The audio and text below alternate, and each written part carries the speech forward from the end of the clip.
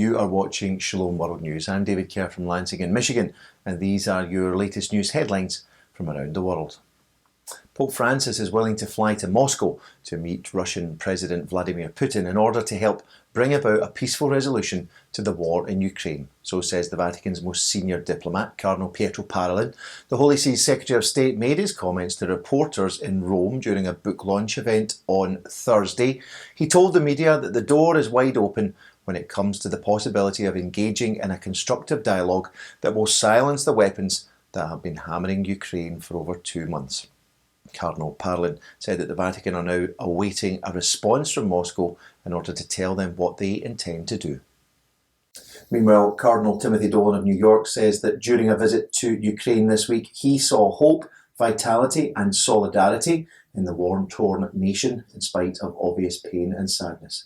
Cardinal Dolan made his observations while speaking to the Religious Information Service of Ukraine. The New York Archbishop said that Ukrainians will not allow evil to have the last word, adding that life will defeat death. Cardinal Dolan was visiting Ukraine in his capacity as the chairman of the Catholic Near East Welfare Association. That's a papal agency for humanitarian and pastoral support in the Middle East, North East Africa, India and Eastern Europe, including Ukraine. During his visit, the Cardinal held meetings with leaders of the Ukrainian Catholic University, families of displaced people and student volunteers in the western city of Lviv. Pope Francis this week required a wheelchair to fulfill his official duties. The Holy Father underwent a medical intervention on Monday in order, said the Vatican, to alleviate a painful ligament condition on his right knee. The French news agency AFP quoted sources in the Vatican as saying the Pope was injected in the knee with anti-inflammatory drugs but did not undergo surgery. That all meant, however, that on Thursday of this week, the Pope made an appearance at the Paul VI Audience Hall at the Vatican in a wheelchair in order to address participants of the plenary assembly of the International Union of Superior Generals. A Spanish bishop has publicly rebuked US President Joe Biden for attempting to suggest that legalized abortion is in some way compatible with Catholicism. On May the 4th, Bishop Jose Ignacio Molina Aguirre of the Diocese of Orihuela Alicante tweeted that the US president is fashioning a religion to suit himself. President Biden's comments were in response to a leaked draft opinion from the US Supreme Court, suggesting that the majority of justices there are minded to overturn the 1973 Roe v. Wade ruling that legalized abortion across the United States.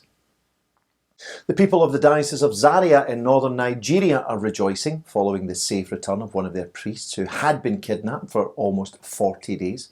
Father Felix Zakara Fidson was abducted from his residence at St Anne's Parish in Zangotama village in Kaduna State on March the 24th. On Tuesday of this week, however, his diocese announced that Father Fidson had been released. In recent years, the West African nation has witnessed an uptick in the number of kidnappings motivated by ransom, sectarian violence and jihadist insurgency. Voters should make moral choices during the Philippines general election of next week. That's the plea of more than 1,400 priests and bishops as the Asian country gears up for a general election on May the 9th. The clerics in question belong to the organisation Clergy for the Moral Choice. They are urging voters to show love for their country by voting wisely. Bishop Emeritus Antonio Tobias of Novaliches exhorted people not to vote for those belonging to political dynasties, nor for corrupt candidates. He said, quote, "If we want our country to rise above the challenges, let us vote properly. That is the moral choice."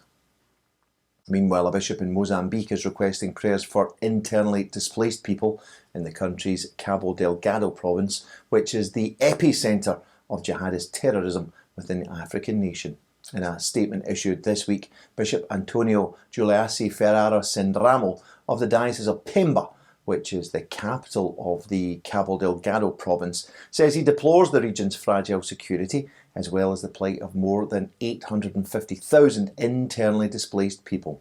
Since 2017, the province has been plagued by jihadist violence, resulting in much death and destruction. Last year, however, Mozambique troops, with the assistance of the Rwandan military, launched a counter-offensive against the jihadists and regained much of the territory previously lost. However, Bishop Sandramo says that despite that, the security situation is still delicate.